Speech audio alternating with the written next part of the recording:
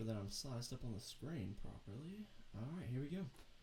What is up, you beautiful people? My name is Tyler Lunsford, and welcome to the second ever episode of Live with Lunsford. Today I have a very special guest with me. He is a creator, he is a magician, you probably have one of his products, and you might not even know it's him, because maybe you have Fortunate and you think Mark Mason put it out, or maybe you have Snaps and you think Dan Harlan put it out. But no, this man has put out so much clever magic, and I'm excited to talk to him today about all his releases, talk about how to create magic, talk about all sorts of things related to magic. So without further ado, let me go ahead and bring on my guest today. His name, the wonderful, the awesome, David Jonathan. How you doing, David?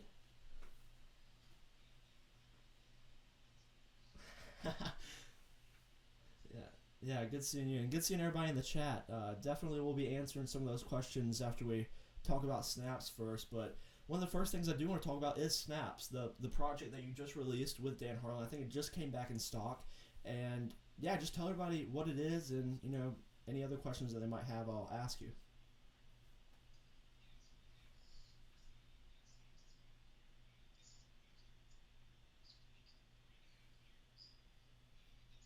Like my passion project, so I'm really excited to get it out there. So what is Snaps? If you guys aren't familiar, it is a special deck of cards. It's actually two decks, but they're not regular cards, they're photographs. So I'll show you here because each one has a hidden secret.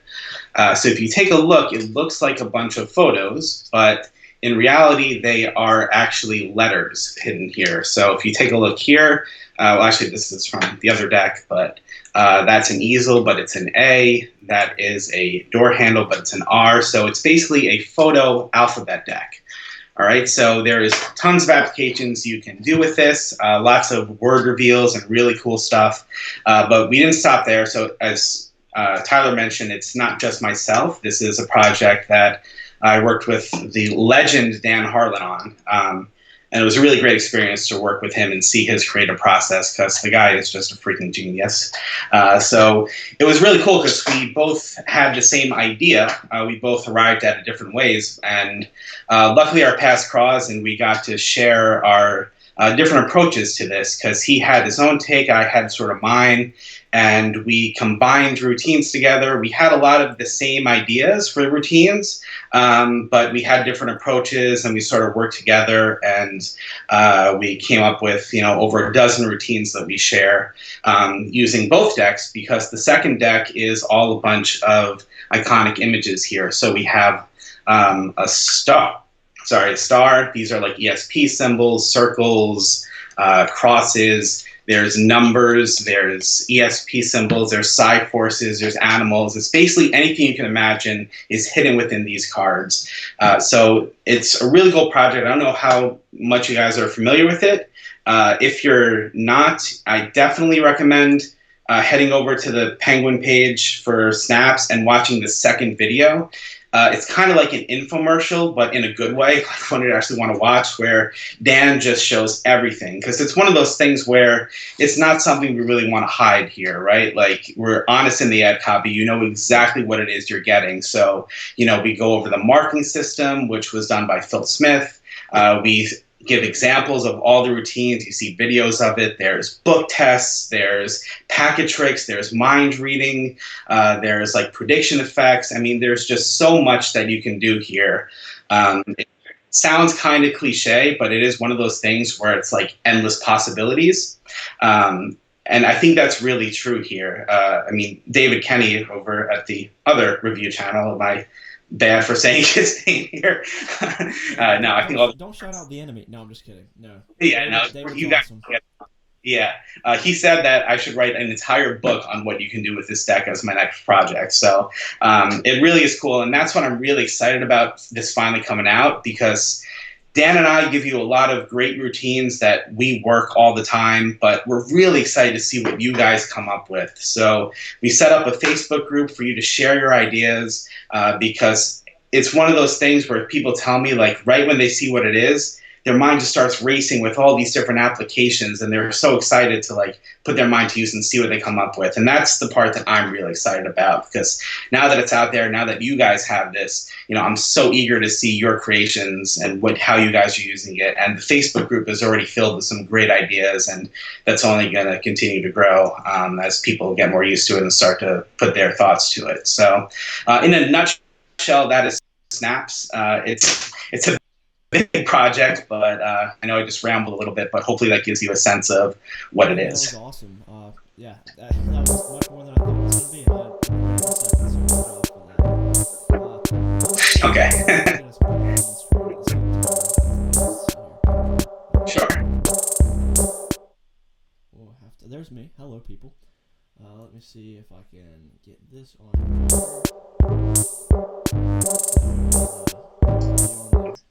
Let us know if the audio is good or if there's any technical issues. Hopefully not, but if there are, we'll try to adjust that. Yes, definitely let us know, because I am new to the streaming stuff, so we're not Luke Dancy level of streaming yet. If you are. Maybe one day we'll get there. Let's see here. I think I got me on the screen and you now. Hopefully that looks okay. Yeah, so there we go. I got both of us now. So if you are watching this and you're tuning in, thank you so much for being here. Seriously, I really do appreciate it. Like I said, this is only the second one that I've done, and hopefully my audio sounds good. Uh-oh, they say they can't hear me at all. Can you hear me now? Can y'all hear me? I don't know. Let me know in the chat. I'll do something different if you can't hear me. But hopefully you can. If you can't, like I said, let me know. But yeah, I'm just super excited to be doing this today. So if you have any questions for David about any of his releases, not just Snaps, but anything that he's done, or maybe you have a question about creating magic, definitely drop that down in the chat below. And I just wanted to say that one of my favorite routines on Snaps is probably the dollar bill one, where you have like the serial number predicted, but you tell a story through it. That is just, I think it's called Where's George? Yeah, Where's George? Yeah. That is. Yes. So there's actually a website called Where's George, and this is Dan came up with this routine. That's fantastic. So it's really cool because at the end it's a serial number divination with the cards and the photos. But there's a website called Where's George, where if you actually, this is real, if you get a bill that's stamped Where's George, that means that the serial number of that bill was logged onto that website, and you basically go on there and input how you got the bill or its journey along the way. So you can see the entire history of how that bill traveled across the country, right? Maybe someone bought a Dunkin' Donuts, they got it there, then they bet on a golf game. So the routine is basically that, where a spectator, you show them the photo pack, they go through, they choose 10 cards, let's say that's the number and the serial number, and they go through all those cards, they're freely selected, they're spelled on a table. Oh, and beforehand, you grab a bill from them, and that bill is placed on the table, and then you explain Where's George, and it's the history of that dollar bill. So you show all the photos on the table, and you say, this is the history of this dollar bill right here. So let me actually get some of the numbers here so you'll see, because when we have the number cards here, we wanted to make it, like here's an example of a 0. Right, so the 0 is on the card, but the subject is a race car. So it's not just like a close-up of a 0 as the photo. So it's kind of hidden within the photo as well. So you say that, oh, the bill got here at a racetrack. Someone won money on the car there, right? Then he went to the golf game here, and that's how the bill traveled. And then, along the way, the bill got ripped a little bit here. It looks like, and then you show the bill and it actually has a little rip in it. There's a lot of little funny things you can do. And then at the end, you finally tell the whole story of the bill, but then you say, no, there's even a bigger picture of the story of the bill. Just take a look at the serial number and then read it out, and it matches in the photos. And, the first time that Dan shared this routine with me, I'm like, the spectators are going to jump ahead of you and see the numbers and get to that, but they don't. It's a wonderful thing, and it's probably my favorite feature of Snaps is that big reveal where you're spelling out the word or you're revealing the number, hides in plain sight the entire time, and it's only when you call attention to it that's when the spectator has that aha moment. So it's my favorite part because it's there in front of them, but when you reveal it and show it to them, then you just see that light bulb moment, and it just gets fantastic reactions. Because my favorite thing is magic that hides in plain sight. Like it's there, and then you get to see the moment the magic comes to life. So that's evident in a lot of the routines we teach on Snaps there. is definitely a trick for magic that hides in plain sight. I know that my favorite part, like you were mentioning, is, and I mentioned this in the review for it. So if you haven't watched my review for it, definitely you can. I'll leave a link to it in the description after we're done. And you can also watch another review. Check out Magic Orthodoxy. We talked about him earlier.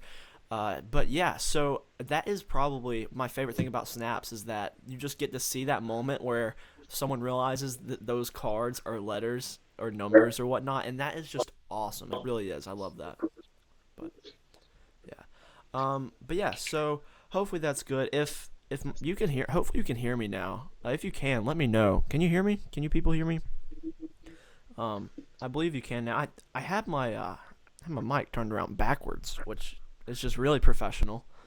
So hopefully you can hear me now. Let's see. Yeah, I'm using my computer microphone here. You got the professional hookup, so I'm hoping they can hear you. Yeah, I hope they can. Let's see. Hopefully everyone can. If you can't, then just let me know. We'll talk about it. It's okay. Tyler knows sign language, so they said not well. Interesting. Jeez. Okay. Well, we'll figure it out. Hopefully, I really want them to be able to hear me. Wow, I love technical difficulties during a stream. Right? Something is wrong with your audio. Hello. Can you hear me? They can hear me now, I guess. What? Good. I guess they're good. Yeah. I use an Audio Technica, which is supposed to be a nice microphone, but hopefully it works. All right. So I think we're good. But yeah. So I'm just gonna go ahead and pull out a couple of your releases real quick on my shelf. Let's see. We have this, and then we have this. Alright, I believe this is what I've reviewed of yours, David, is these three, which is awesome. I love all of them. But one thing that I want to talk about real quick is Fortunate. Fortunate is a trick that I think that was actually I put it on my top 10 list last year as number 2 because it is just so cool. Like the way that this gimmick works is amazing. And I was just curious if you could talk about how you came up with it, or maybe how you got in contact with Mark, or why you decided to release it with him, or stuff like that. Yeah, so Fortunate was a crazy idea. I think we're among magicians here, right? So I believe so. I think we're cool, and I don't want to expose it, but we can talk about certain concepts. So I'm a big fan of multiple outs, and I think there's a lot of potential there, effects, but it has to be very direct, right? So, for example, if you have a multiple out where, one thing is inside the card box and the other thing is reversed in the cards and the other thing you pull out of your wallet, it's just not direct because you don't know where the prediction is coming from, right? But if Fortunate's case, so in that effect, you take a card box, you draw a circle on the back, you show the circle empty, and then you write your prediction inside. So now you know where the prediction is. It's not going to come out of some random place on your person or in your pocket or wherever, stuff I mentioned before. So it's very direct, and I think that's the key to multiple outs, is you have to know where the prediction is beforehand, where it can only be in that one spot. So that was kind of my approach here, but I wanted to have it nothing extra to carry, all be self-contained. And I had this crazy-ass idea. And that's the thing with creating magic. You're going to come up with ideas, and you don't know if it's going to work. And the only way to test that out is to build a prototype. So I said, well, this should work in theory. Let me see if this works. And I built a very early prototype and tried it out, and lo and behold, it did work. Nice. So I said, oh, wow, I'm onto something here. So let me go ahead, tweak this. How can I adapt this here? How can I make it work smoothly and all that stuff? And then I finally built a really good working prototype and tested out and got great reaction. So I knew I had something good here. But it was a pain in the ass to build. I bet. And if you want to release something to the mass market, you have to come up with a lot of quantities of them. So I took something like this and I said, well, looking at, that's the thing too, when you want to release something, you have to know which brand you want to bring this to, which company, right? Like something that's gimmick, moving parts, really crazy, clever. That's something that Mark Mason loves, and I know that that's like right up his alley. If you've seen a lot of his releases through JB Magic, you know the type of magic he puts out, the types of gimmicks. If you have something that's sleight of hand based, that's not really something he's going to be interested in because he's into the toy factor, so to speak, in Magic, and the really cool gimmicks. So I knew that this one was right up his alley. So I went to him first directly and shared the idea, and he was all over it. And then, he added his own twist and he changed a little bit about it, but the core idea was the same, and he improved it. And I knew that was someone that I could trust to build a quality version of it and,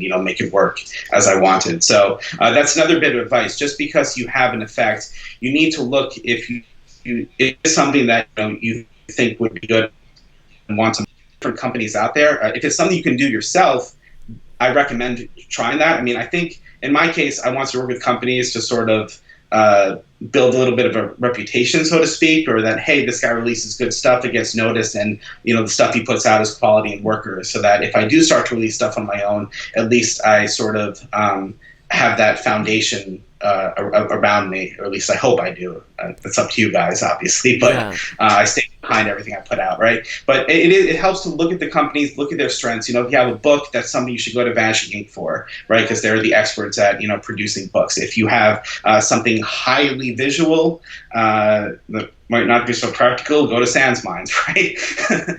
So you have to know who you're approaching. So that's why I chose Mark for this, and I'm glad that he liked it and brought it on board. And now Fortunate is what you see today. So it's a pull out device built into the cart box. Yeah, it's awesome. It's great. I love when I first got it. I was opening it up and I was like, "This is so fun!" And I was just sitting there with the deck in my hand, like messing with it, whatever.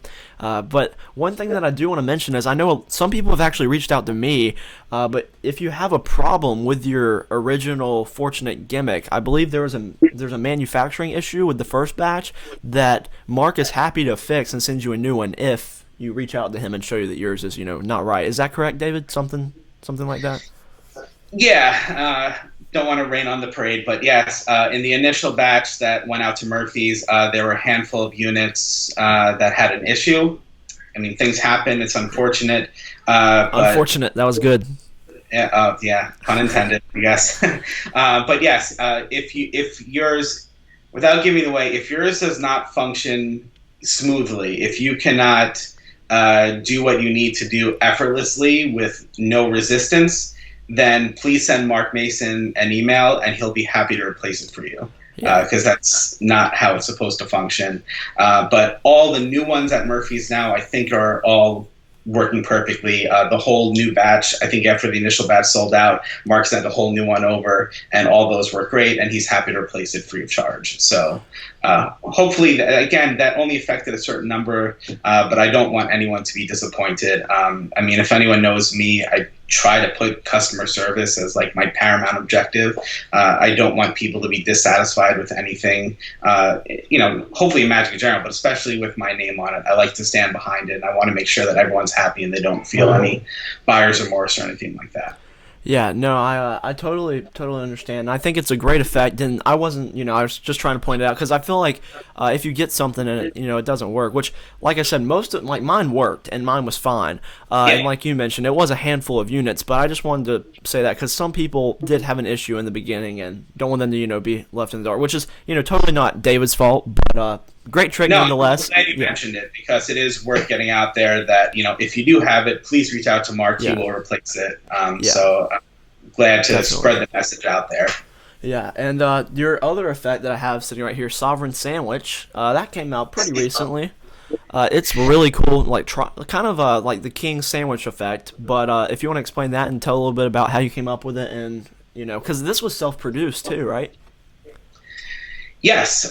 So let me describe the effect. And this is my take on the sandwich plot, but with a big twist, because I want to do something different. Like, here's the thing. When you're creating magic, I'll get into this when we talk about creating magic a little later, but you want, especially if it's something that's going to be released, you have to ask yourself, what's unique about this? What's different? Because there are hundreds of sandwich effects that are out there that exist that are fantastic. So why throw my hat in the ring if I'm not bringing anything new to it? So what I've done with Sovereign Sandwich here is I've created a sandwich effect where through the act of the spectator genuinely shuffling and mixing the pack, hands off, they create the sandwich themselves. So you show the two black kings in the deck, You mix it up. They choose any card that they sign. They bury it into the pack. Then they genuinely shuffle the deck thoroughly. It's one of the most thorough shuffles that you see that they do. And then immediately spread the cards face up, and their signed card is trapped between the two black kings, and they can examine those cards. If you, instead of me talking about it, after this stream is over, if you guys check out my YouTube channel or wherever my magic is, on my website, wherever I can, I try to post full uncut performances, because I want you guys to see exactly what the effect is. I don't want, and part of that, because that is a debate in the magic industry of should trailers be uncut, should they just show what the effect is but hide some of the dirty work, right? But ultimately you're going to maybe be dissatisfied where you see a full uncut performance and say, oh well, if I had known that, I wouldn't have bought it, right? But on the other hand, the reason they do that is because from the creator standpoint, if they show full uncut performance and you can backtrack how it works, then they're going to go ahead, create that, or use that method and start performing your effects, but you don't get any compensation or credit for it, right? Like your idea that you put a lot of work into, someone just says, oh yeah, I see how that works, I'm going to go do that, instead of supporting the creative coming up with the idea. With my magic, or at least my attempt with my magic, is I try to make it very fooling and very entertaining, and I think that because of that, I feel comfortable putting a full performance out there, because, in my opinion, if it doesn't fool you, then great. I mean, I don't really care. It's not like an ego thing, but I think that my effects withstand a full performance where you can see that and still be fooled and want to learn how, and hopefully are entertained with that as well. So in a lot of the tricks that we're talking about now, where I have control over the trailers where I can, some of the stuff's released to other companies where they're going to handle the trailers, but in everything that I put out that I have creative control over, I'm trying to give you guys a full uncut performance, so there's no surprises whenever you download it or buy it, that you know exactly what you're getting as far as the effect is. Cool. Yeah, which is really nice of you. I wish more people would do that, and I think we are starting to see, at least in some places, more accurate and honest trailers in today's Magic world, which I think is awesome.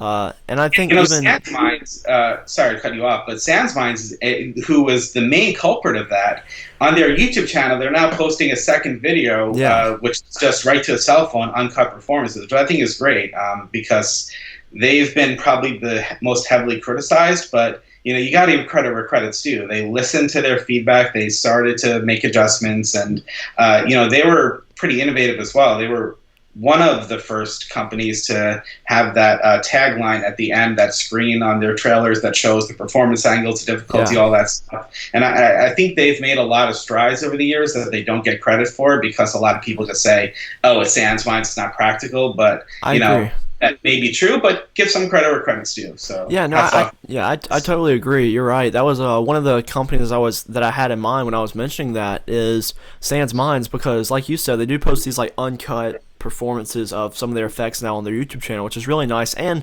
their video department already though is amazing. If you're like a cinematography, videography, like if you love video editing, those are definitely some videos to check out though. Not saying they use like CGI or anything, but I'm just saying Sandsmines trailers are well put together. If they're a master marketer, you cannot deny them that, which is awesome for them. But yeah, I think it's been really nice that they're starting to be more honest with their trailers, and I really do appreciate that, and I think all the magicians do. But yeah, now that we let's see, we got some questions in the comments now that we can get to.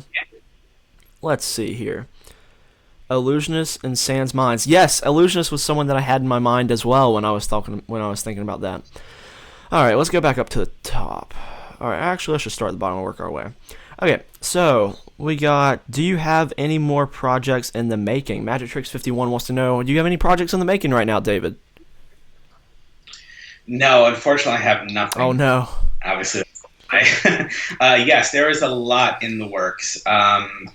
I think right now there's maybe like 8 projects that are probably coming out. I don't have goodness. Release dates or anything. Some of those are downloads. Some of them are working with other companies on. Some of them things that might be self-producing. So I don't know how much I can talk about a lot of them. If it's, because other companies are involved, that I don't want to get in trouble with them. For stuff that I'm self-producing, I think, Tyler, I may have showed you an earlier version of this, but I have my own version of Eddie Joseph's Premonition plot coming out. Yes. Yeah, so that's I'm pretty excited about. That's going to be a download, and that is kind of Premonition on steroids. I've infused as much magic as I can into that to really make that a show-stopping piece. Awesome. And there's some other stuff that I'd love to talk about. I just don't want to get in trouble, but you will be hearing a lot more of my stuff, or see that coming out over the course of the year. Definitely cool. Yeah, when you said you didn't have anything coming out, I was like, wait, did I miss something? Because I thought that you had told me about a couple of things. What'd you say? No, I didn't hear what you said. You cut out through the Skype, but. Oh, sorry.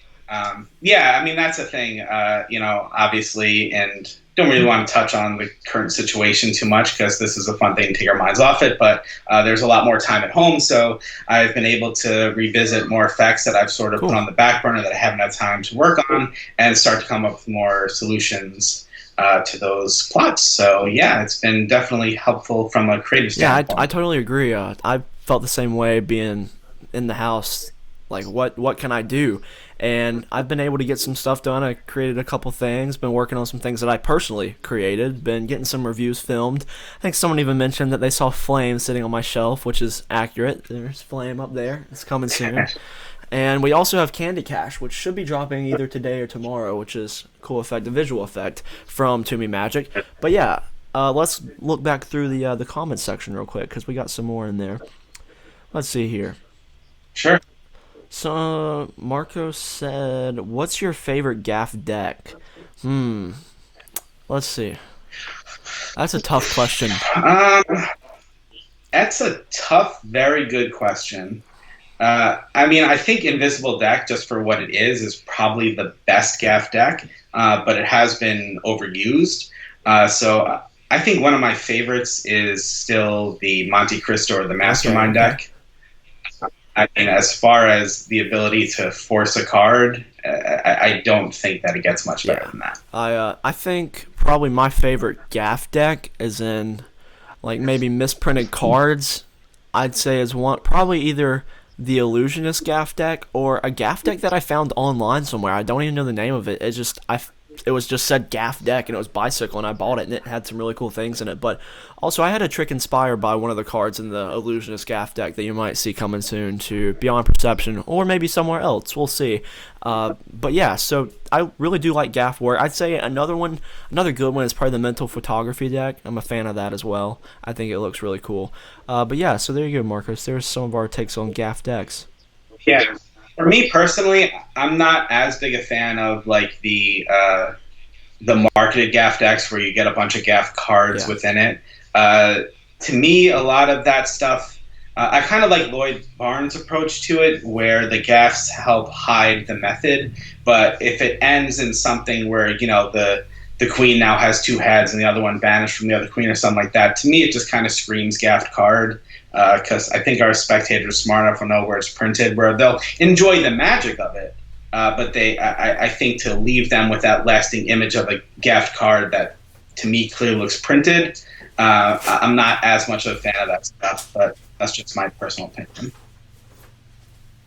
Yeah, I totally agree. So I was looking for my Gaff deck that I was talking about, but I can't seem to find it. So sorry, people, but you will not be seeing that today.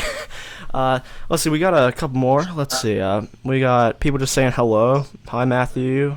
Hi, Marcos. We got Adam in there. What's up? Let's see. So many people. You got Trish, Riley. What's up, everybody? Hal, thanks for telling me about the audio.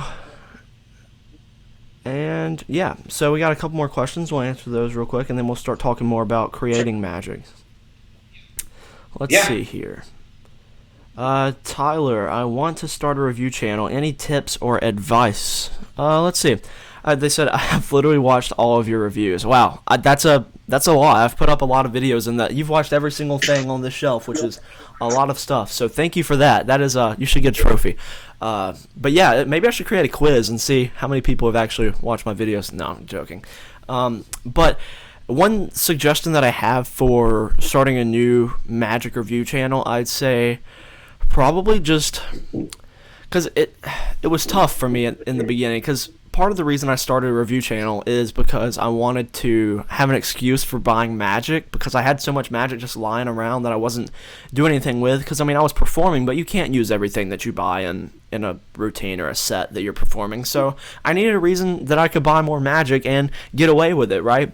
And part of the reason that I started it was because of that. And then another thing was just I loved Magic, and I wanted to be able to give back to the Magic community. And I feel like I've been able to do that through this review channel, talking about people and about other Magic that people have wanted or maybe didn't want after watching something. But yeah, it's just been something that I've really been passionate about, is the Magic industry. And tips that I have on starting a review channel, I'd say, is don't wait.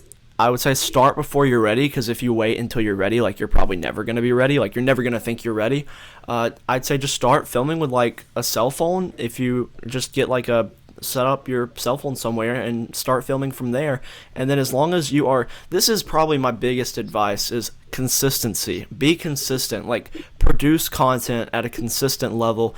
If you want to grow a following on any type of platform, you have to be consistent. You can't upload one video and then a month later upload another one, or 2 months later upload another one, or something like that. You got to be on not really necessarily somewhat of a schedule. You don't have to say I'm uploading Monday, Wednesday, Friday, or anything like that, but you definitely do have to be consistent with putting out videos every week, or if your schedule is every other week, you got to do something like that. But people can't forget about you, is really probably my biggest advice. So definitely just be consistent and just be passionate, and be, honestly, I think Luke Dancy talks about this a lot, is just be nice. If you are friendly and you are helpful to people, then you'll get nice things in return, which I really believe in.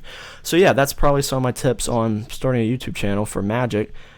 But yeah, and definitely. Yeah, I can just chime in. Obviously, I don't do a review channel, but speaking with someone who does video production themselves for my downloads and whatnot, it's a lot of work to do a video of a review or whatever, especially when you're doing, like, adding the graphics in and really thinking through all the points. It's not just putting up your cell phone camera, talking to it, and then just uploading the review. Yeah. Tyler puts in a lot of work, as you can see in his videos, and I think that helps with his following. So,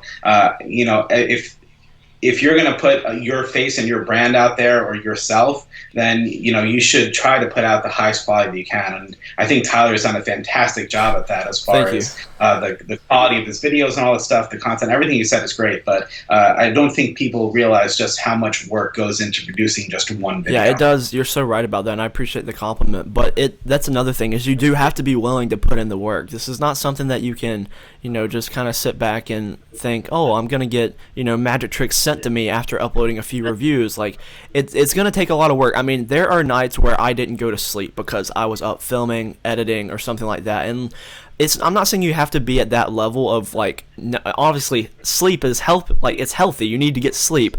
But there are times where you have to just sit there and, like, grind it out. Like, I didn't go to bed till 5 a.m. this morning because I was filming videos. And it's just, you got to kind of be on, you just got to have, like, a work ethic and just be determined to what you want. Set goals is something that I would say, so that way you know what you want out of a channel. Like, what are you getting to? Are you helping people? Is there I'm not saying everything's about numbers, but definitely numbers do help. If you're thinking, oh, I want to get to 1,000 subscribers by this point or whatnot, like, I had a goal to gain 1,000 followers within the first year of me starting, and luckily I hit that goal, and that was something that I was really proud of. So yeah, just definitely goals, and be able to put in the time, the effort, the hard work, because it is going to take a lot.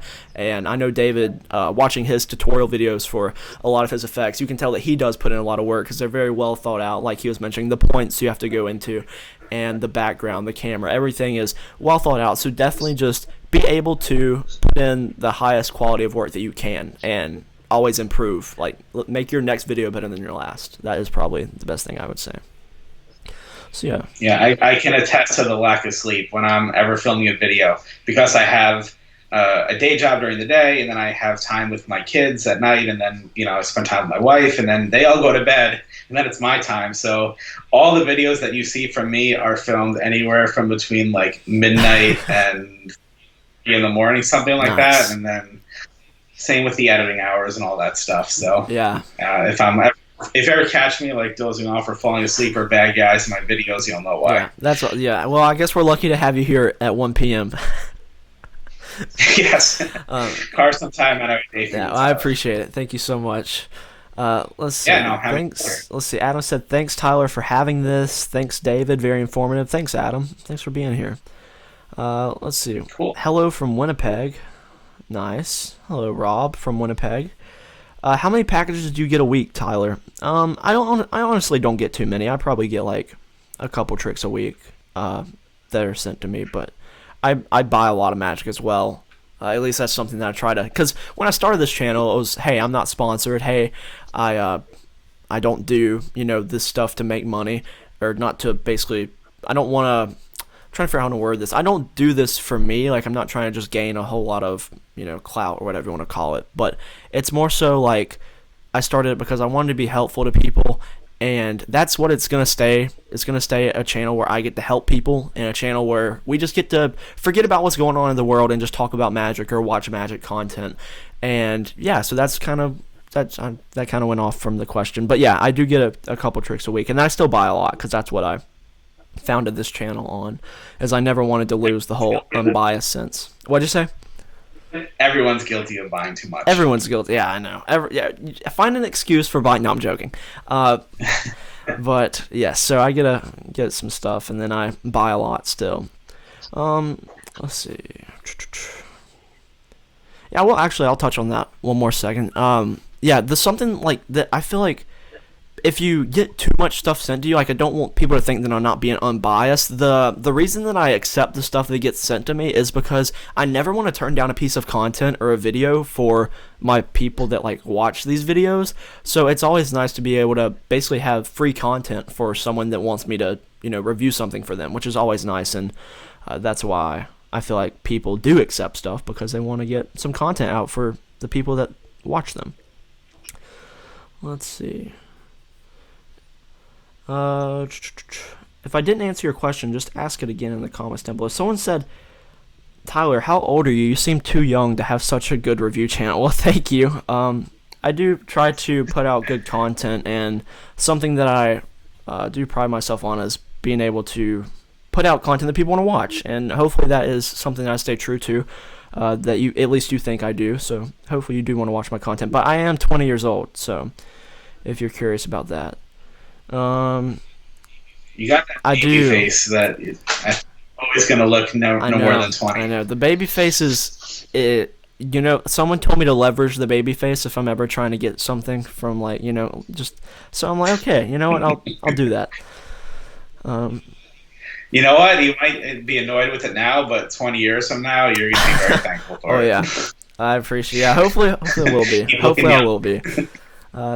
Let's see. If you have any more questions, just definitely comment down below in this chat, and we're going to start talking about creating magic real quick. So, David, I don't know what all you want to say about it, because we're probably going to talk about this for the rest of the live. But, yeah, if you just want to start off, sure. I could talk about mine, or you can just go ahead and start talking about you. Maybe you can talk about some of these, how they came up with it, and then segue into, your creative process in general. Yeah, I think I'll touch on the creative process, and maybe I'll interject some of my effects along the way. So this is something that I've been preparing for lectures, but I'll give you guys a preview of it now. So this is really my approach to creating magic.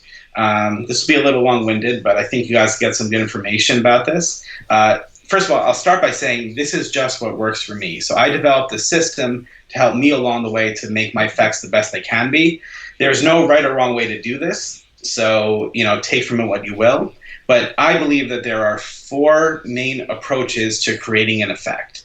So the first is you can start with the method. So say you have a really cool idea for a gimmick deck, or I know this great principle, how can I build an effect around that, right? So with my Uno trick, that stemmed from the method. That was, I know this method, I know this principle, it's fantastic. How can I make that, maximize that? So then I changed the card principle to an Uno deck, looked at the properties of Uno deck, and sort of went from there and added my own touches to it, and then eventually evolves to what you see today. The next approach is concept driven. So this is where you have the presentation or the idea for an effect in your mind. So I want to banish a card from the deck and have it reappear inside the card box. How do I achieve that? What method do I use, right? So that's a concept-driven approach. The next approach, the third, is adaptation. So this is taking an existing idea or plot and giving it a new twist. Maybe that means changing the object or combining it with another plot. So you look at someone like Josh Janowski. He takes a lot of existing plots and adapts them to money magic or with credit cards. And that creates a whole from because it's very fresh and organic. And he's released some really clever stuff. So that's one approach that you can take. And then the fourth one, this is rare, but sometimes magic just falls into your lap. But you have to have an open mind and constantly be observing to make sure you don't miss that. So sometimes you're just playing around with an object and something magical happens and you're like, whoa, what was this? Let me try to recreate that. And effect can stem from there. Other times you see something in real life and say, oh my God, that could be a magic trick. So look at snaps, for example. Letter photography exists. If you go to like a Bed Bath & Beyond or one of those home decor stores and you go to like their art section, you can buy things that say like love or family made out of photos with the letters. Yeah. So if you're walking down that store and see that and say, oh man, one, that's very cool, that's very magical. What are the magical properties in that? What if that was a full photo alphabet deck? Oh man, and your just idea stems from there. So those things, that's why I call it luck, because it's not something you can plan for, but you just have to have that mindset of always having magic in the back of your mind when you see things, and that'll stand out to you more than others. So all of these approaches are valid. Everyone's brain and creative process is different, so you just have to find what works for you. And for me personally, I've created effects using all four of these approaches, so it doesn't have to be just one. It's going to be different depending on the effect you're trying to create. But I'd say that my most common and preferred approach is concept-driven. So I'll kind of share some of my process with that. So yeah, definitely. I think jump in if you have any comments. I know I'm going to ramble a little bit here. Yeah, no, ramble all you want to. Finding it useful. So the first step I think you really have to do is to build up your knowledge and methods. So if you want to create something that's really good, you should learn a lot of effects, a lot of principles, because these are going to be the backbone of your creative knowledge that you're going to lean on. Right? These are the building blocks in your foundation. And I think you should try to be well-rounded in a lot of different areas. Now, if you're primarily focused on close-up, that doesn't mean you have to learn about stage, because a lot of those principles are like a totally foreign and different. But within close-up, there's things like flaps or black art or sleight of hand or magnets or adhesives or just card principles or principles in general. The more well-rounded your knowledge is, the more you'll be able to apply this in a better way, especially when you really get creative, because it can be taking a method and applying it in a new way. So, for example, you take a flap card and say, are there any possibilities to combine this with like coin magic? And at first you're like, no, like a flap coin? Like what the hell is that? But maybe you say flap coin and you look at the properties of that, and that evolves to possibly how like a flipper coin was originated, right? Because there could be some shared principles along the way there. So those are things to just help you get thinking creatively. You got to build that foundation of knowledge first, have all those methods in your brain, and then you can start to create really something that's impactful. So once you have that, step two is what I call the puzzle. So this is the analogy that I like to use is creating magic is like solving a jigsaw puzzle. So the image is the completed puzzle, and that's the effect. Then you see that's comprised of all these little puzzle pieces, and each one of those represents a method to achieve the greater picture. But, as with all jigsaw puzzles, you have to choose the right pieces that all align exactly into place to solve the puzzle. Because there are many different ways to achieve an effect. You can think of 10 different methods for one effect, but 9 out of 10 of them aren't going to be very good. So you have to really focus in on the best ones. So let's take that example I mentioned earlier, like vanishing a card and having it appear inside a card box. So the first piece of the puzzle is that card vanish, right? So you lay out all those pieces of the puzzle in front of you of how you can vanish a card. So maybe one puzzle piece is double stick tape, right? Or double facers, or rough and smooth, or miss indexes, or palming, sleight of hand. Maybe it's long and short cards, right? You have all these different methods in front of you for how to vanish a card. But which is the one that's going to fit into the puzzle for your effect? So let's take a look at what happens next. Well, the card has to reappear inside the card box. So is that going to be the same card? Is it going to be a duplicate card? And if it is a duplicate, then you're forcing the card, right? So do you want to force the card, or do you want to have it be a free selection? So you need to set the criteria that help you determine the right method.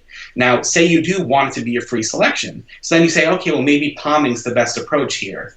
But what is that next step in the handling then? Do you want to show your hands empty before you go to the card box?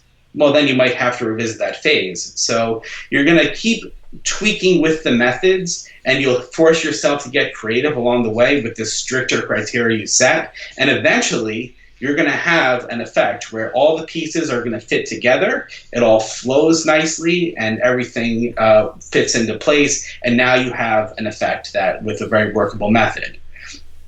From there, you go into the testing or assessment phase. Hopefully the people are enjoying this. I know it's a little long-winded, but I think appreciate all of it. Yeah.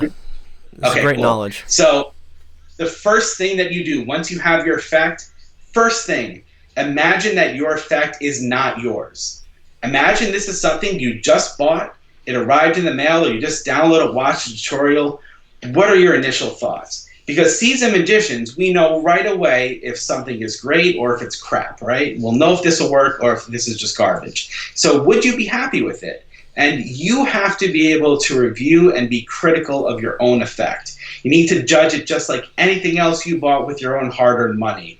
This only works if you're honest with yourself. So you have to say, what are the negative aspects of this effect? Because every single trick has a downside. There is no perfect trick on the market. I can tell you the pros and the cons of every single trick that I've created. So look at your effect, be really honest and critical with yourself, and identify the negatives. Now you try to solve them. So if it's angle sensitive, can you change the handling so to improve the angles, right? That might be modifying the gimmick. That might be changing this part of the routine. If it's not examinable in the end, can you think of a way to end clean? Maybe it's modifying the gimmick so it's something that you can ditch, right? So you really need to try, the goal here is to eliminate as many of the cons as you can until the only few remaining ones are conditions that you can live with. And this can be a long process. I mean, I like to work on a trick, get it as far as I can, and set it aside. Right? I'll revisit it maybe a month or two down the line because you're going to have a new perspective. It's kind of like writer's block where you keep writing yourself into a corner. You need to set that aside. Get your mind busy on other things. Maybe you'll learn something new in that time that can apply to this. And then you come back with a new perspective, and now you'll have some answers. And if you don't do this, if you try to rush things, that's why you see a lot of 2.0 versions come to the market in many cases, because it wasn't thought through all the way. They figured out those improvements later on, and now they have to remarket it and ask you to pay for it again, which is annoying. I wish people would just take the time with this stuff, get it as great as it can be, and then that's when you go to release it. So effects really only improve over time. They don't get worse. Remember that, right? I agree. So now once you've eliminated as many of the negatives as you can, you go out there, you perform it, you learn from your real-world experiences, you revise and adapt it accordingly, and then you're finally at a stage where the effect is like maxed out, right? It's as good as it can be. I've tested in the world. I know that it works, go, and now you're ready to, whether it's put it into your show or if it's something you're interested in marketing, to then start to look at bringing it to market, right? So those are kind of the process that I go through with all my tricks. And I think the most important thing that applies to any approach that you do is you have to be honest with yourself, you have to identify the negatives, and you have to try to solve them. And it only works if you can be that critical of yourself. Yeah, I totally agree. So that's kind of my approach to creating magic. As far as my effects, so the first effect that I put on the market was something called Fortuity that I put out with Alakazam. Again, as I said before, the trailer is a full uncut performance where you're inches away from my hands. So I won't describe in great detail, but essentially it's a rainbow deck and all different back designs and of cards here. They choose a back design, they choose a value of a card, and inside an envelope is that card they just created. And you can show the full deck front and back. So in a nutshell, that's the effect. If you're interested in that, go check out the full trailer because it is a full uncut performance. That's awesome. But that was something where that was based on an effect. Again, this is the adaptation. So this was Dual Match. That was put out by Alakazam, and that was a John Bannon routine of the Tour de Force that was adapted to a rainbow deck. And I watched the performance of this for the first time, and because my brain thought it was going to go one way, and it went a total other direction, and I was let down because where I expected the trick to be never reached that pinnacle with the version that it was. So then I said, you know what? It doesn't exist. I'm going to create it. So I took that approach, worked out the method, went through all the phases I talked about, and that's how it came to be. So that's just one example. And from there, people talk about creating or releasing magic. I mean, your goal should not be when you're creating effects as something to release. You should do it for, first of all, you have to be passionate about creating magic because it is a long, grueling process, and the reward is mainly for yourself in the joy of creating something. But if you're not feeling that joy from it, then this is not something for you as far as creating your own material. I mean, personally, I tend to perform most of the stuff that I create the most. I don't know if I don't think it's ego, but it just gives me a different feeling inside where I can evoke that emotion out of someone from something that, I came up with in my mind. It's kind of because for me, I'm kind of, I like the way the brain works and to try to fool it through these processes. So it just gives me a little bit more satisfaction of something I create, and I'm obviously more passionate about it.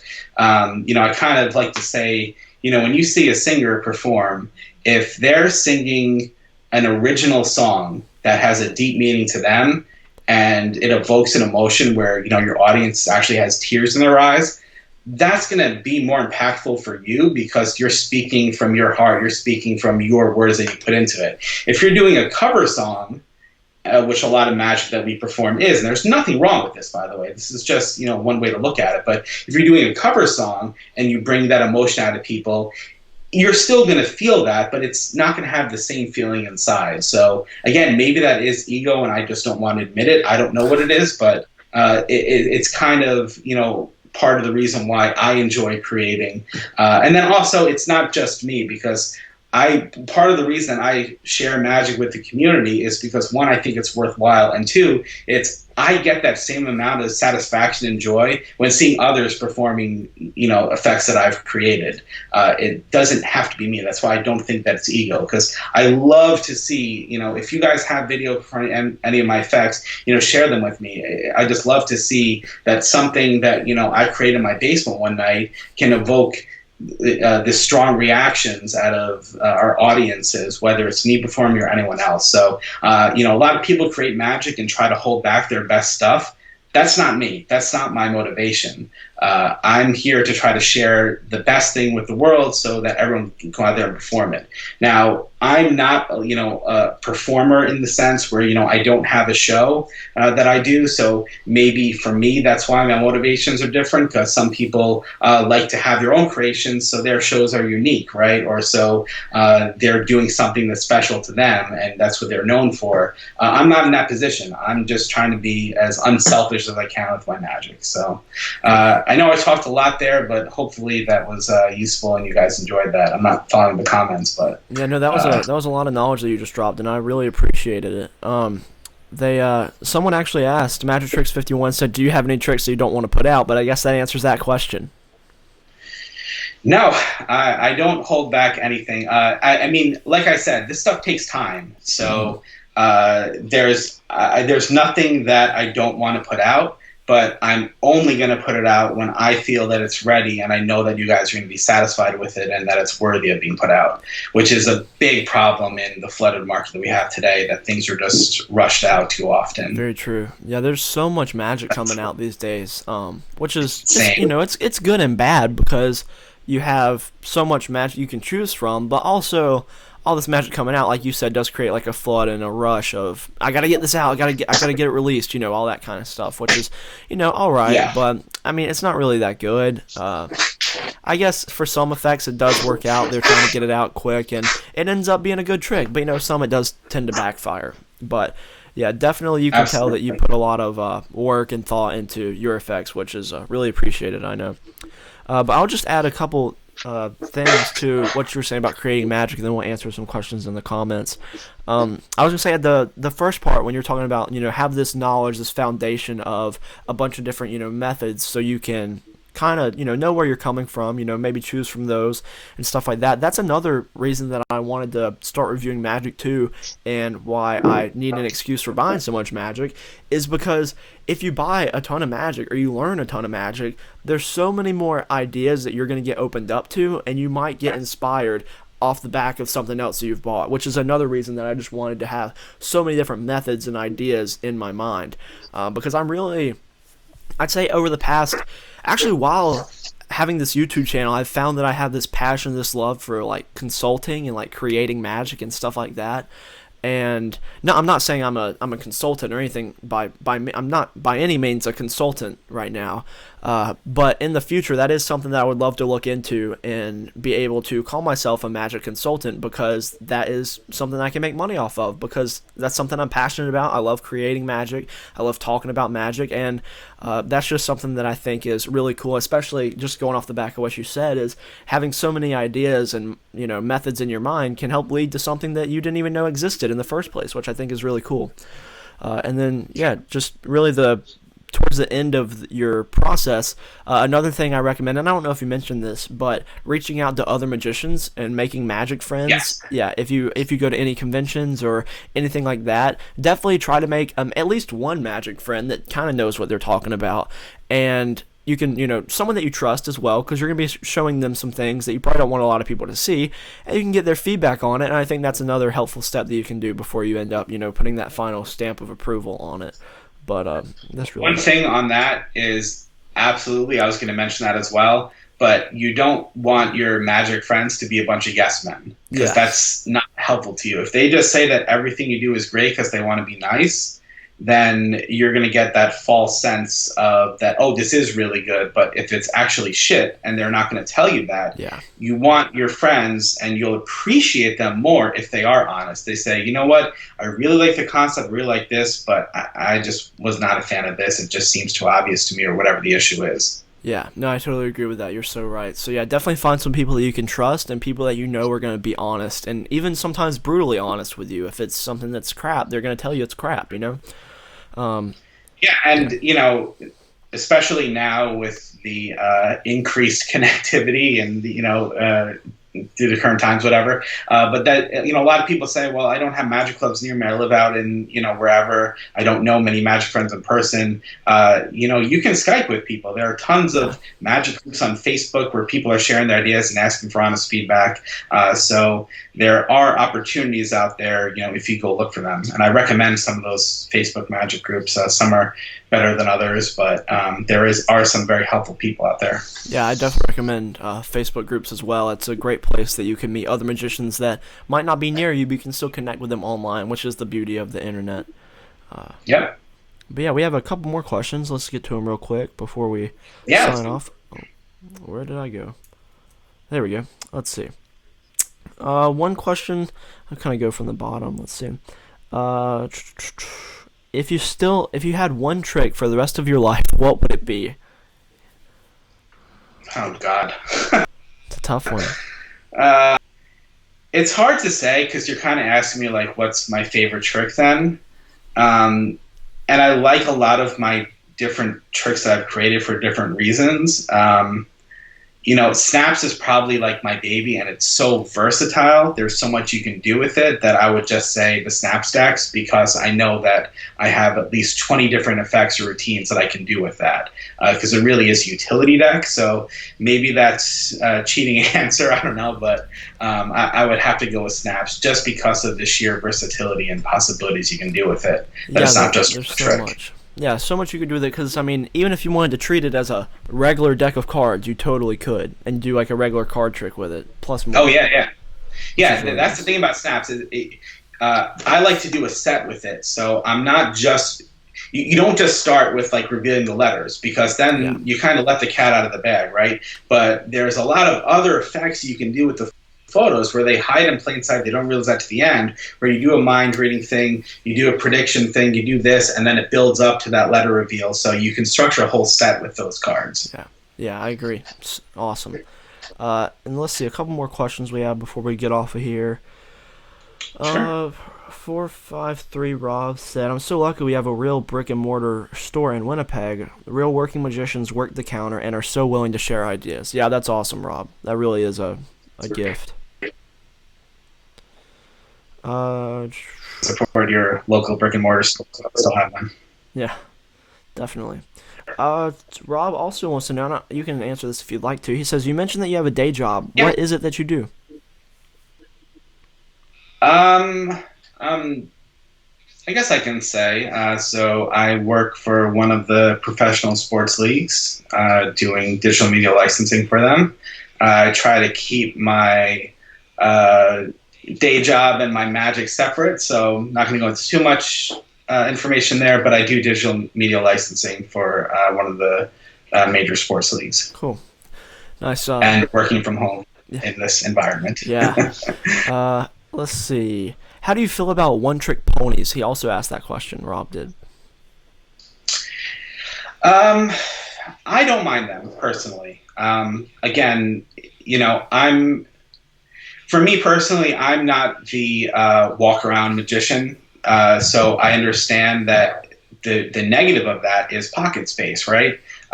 So for me, that's not really an issue when I'm performing. I'm doing close-up, for families or parties or friends, and I'm doing maybe a parlor set or something like that where I can, have a case to ditch stuff in and out of. So to me, it's not that big a deal, but when that's just for me personally. When I'm looking at creating something, there has to be a whole nother set of criteria.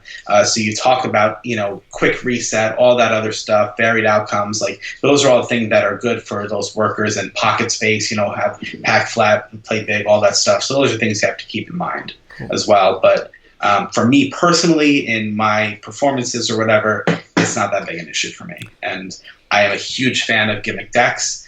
I have a whole case of gimmick decks that I've created over here, so nice. I would be an enormous hypocrite if I said that I wasn't a fan of one-trick ponies. Nice. Yeah, I'm not. I don't mind them either. I like them.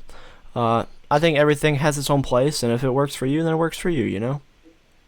Yep. Let's see. Rob's very active, and I appreciate that, Rob.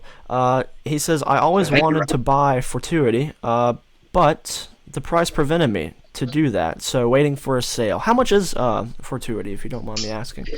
So Fortuity is, I think, $37 or something like that. But Ekaterina reviewed this, and she talks about the price in her review. When you see what goes into making this deck, and if you were to try to create this at home, you would be paying way more than that. So the price is, you have to remember that it's a very gimmicked deck, and it's very difficult to make up on your own. So I think that when you see the workings of it and see what cards were sourced to go into it, that you would appreciate the price. Yeah, I agree. There is a lot of stuff that people, don't realize how much goes into a magic trick, and I'm not saying Rob doesn't know, but I'm just saying no, not at all. Yeah, no, I totally agree though. Especially when you have to get something to Murphy's too, you have to price it at a certain price point because the whole wholesale stuff that goes on with them.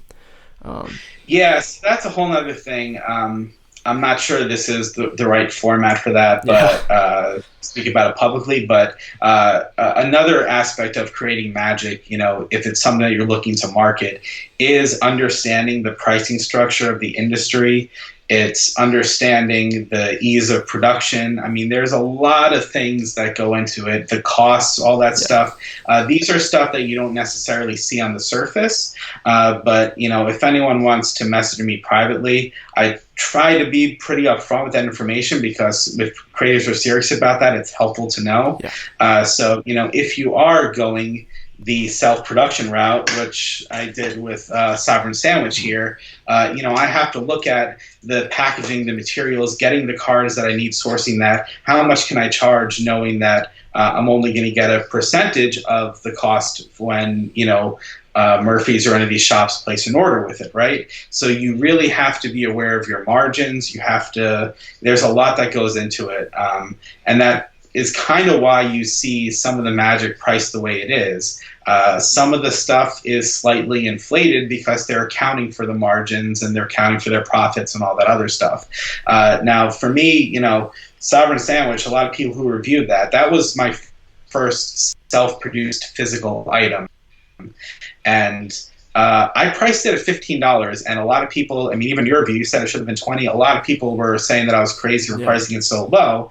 But, it was a calculated decision. I knew my margins, and I also wanted to make it available to more people at a good price. I mean, it's kind of like the old school throwback magic price in this case, but, I'm not making a ton of money off of it, and that was an intentional decision because I wanted it to be more affordable for the masses. So that's a whole nother discussion that, probably isn't the best for this format. But if anyone is interested in talking a little bit or learning a bit more about the industry, feel free to message me privately, and I'll share some more information with you about that. That's just such another huge topic inside of Magic that a lot of people aren't really into, or not that they're not into, but they don't really know a ton about, or maybe they don't even care about it. Maybe they're just like, I want Magic and I want to learn Magic, and that's fine.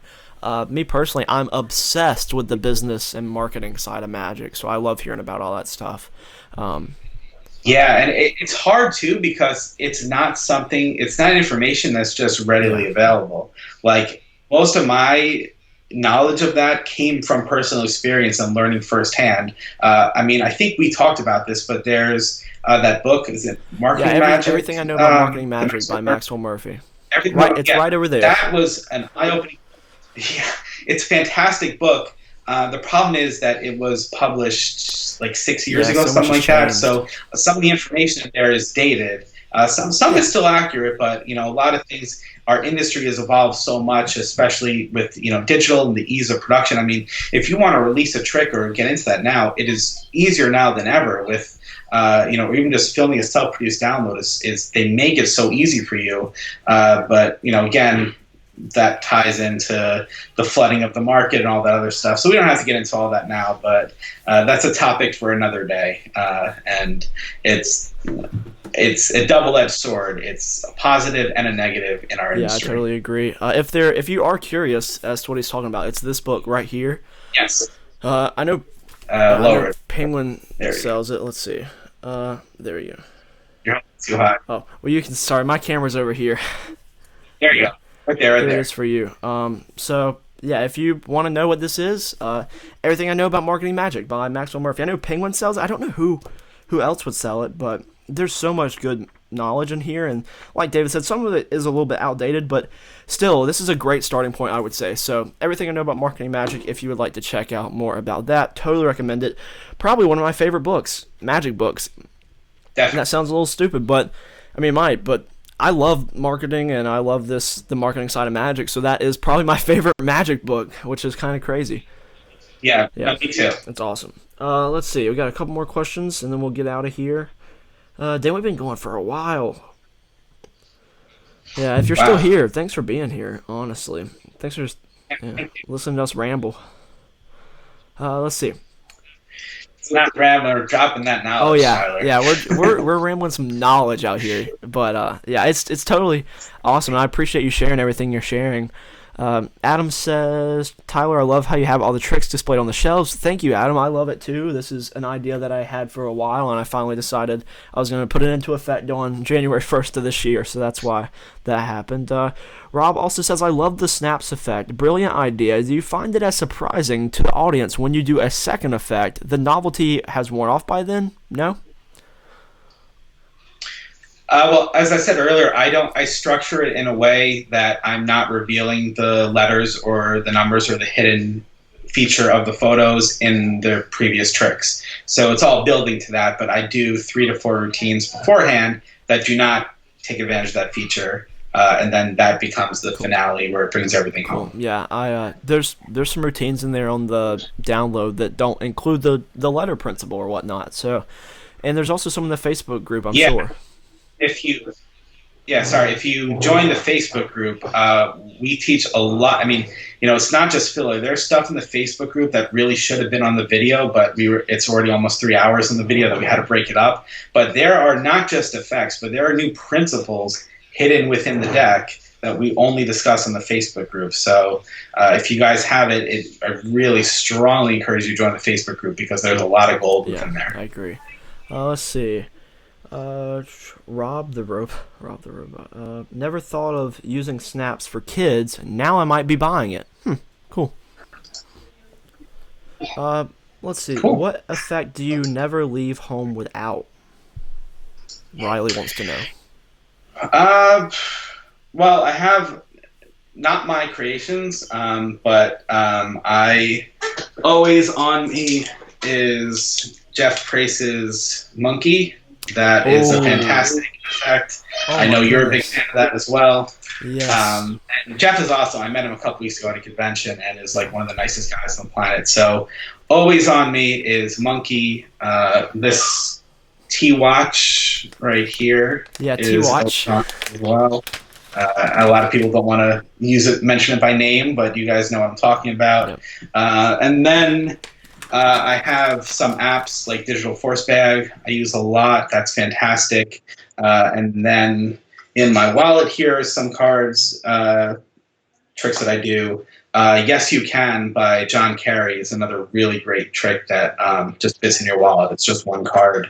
Those are sort of my everyday carries. And I like to have magic that's, organics on my person.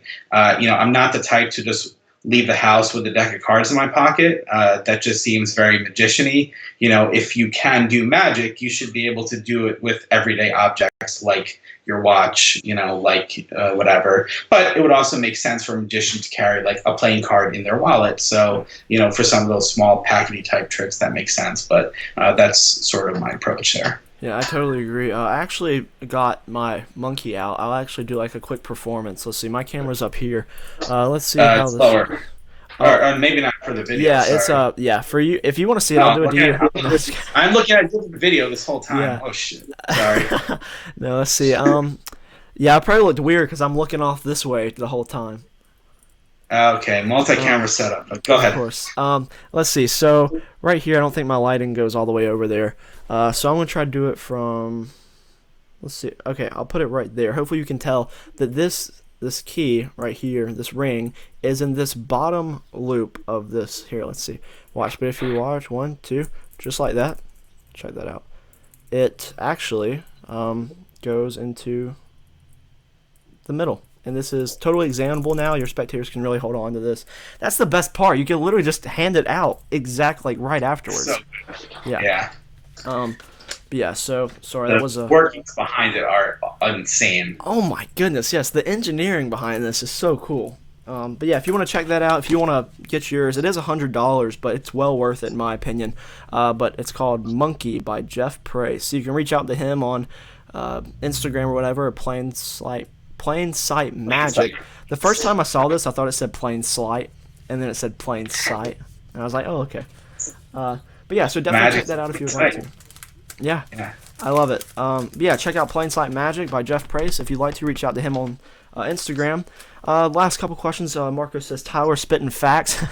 I don't remember what I was talking about at that point, but we have been spitting some facts. Let's see. Adam says, thanks. It's great. John Holly says, the Facebook group is a great idea for this. I joined SvenPad group and lots of ideas from other members. Yes, Facebook groups are a great idea for magic tricks. John also said that he's looking forward to... It depends on the trick, though, I think. There are so many Facebook groups for, like, effects that, unless it's kind of utility prop, like, some of them don't need Facebook groups. That's just my opinion, but I think Snaps is one of the prime examples of something where a Facebook group is beneficial. But yeah, I agree. That's just my thoughts. Let's see. We got about one or two more questions.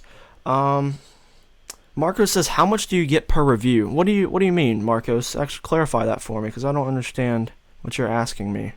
Tyler drops those honest reviews. He is not getting paid for those product placements and saying what he feels. Yes, if you're asking about how much money do I make off the reviews, I don't make any money off of the reviews. I get $0 from this.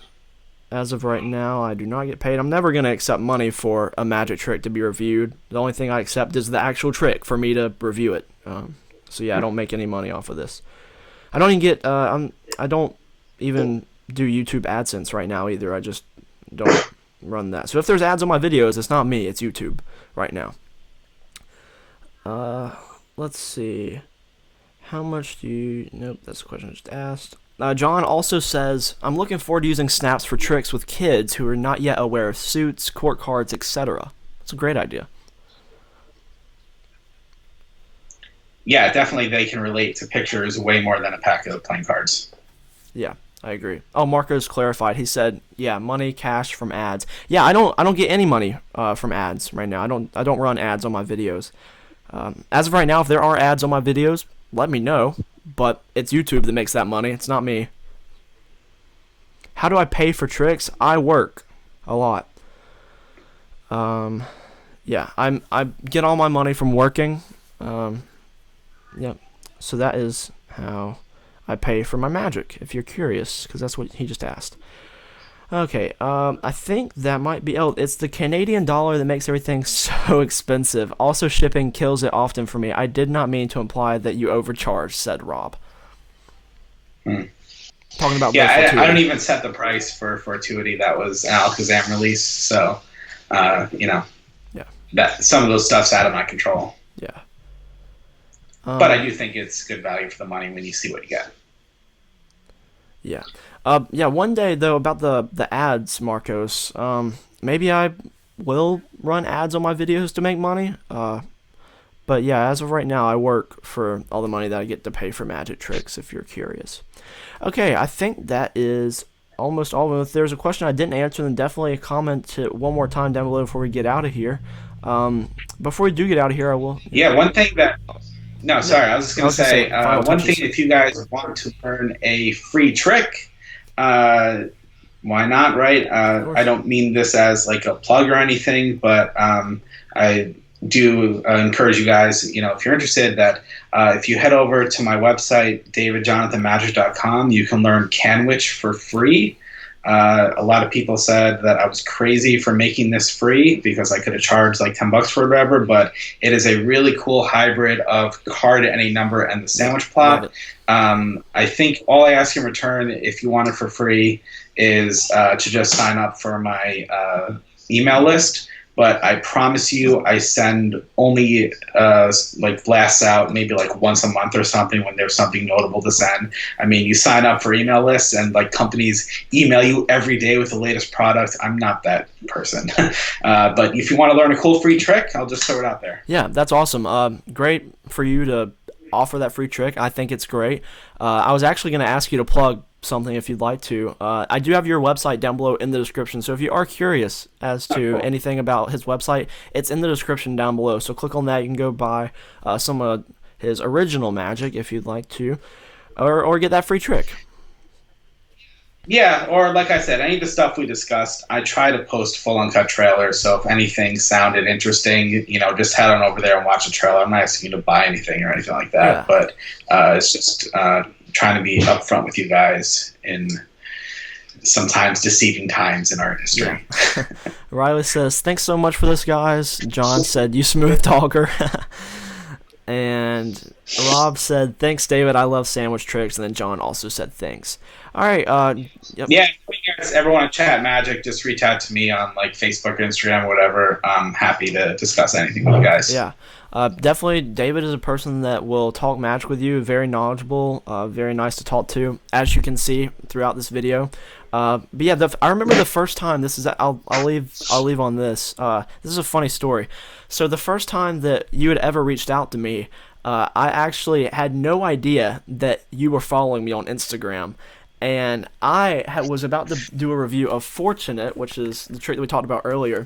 And you reached out to me saying if I had any questions or anything to let you know. And I was like, hold on. And you had like actually followed me for however long it was. But I was like, the guy who I'm about to review a trick for follows me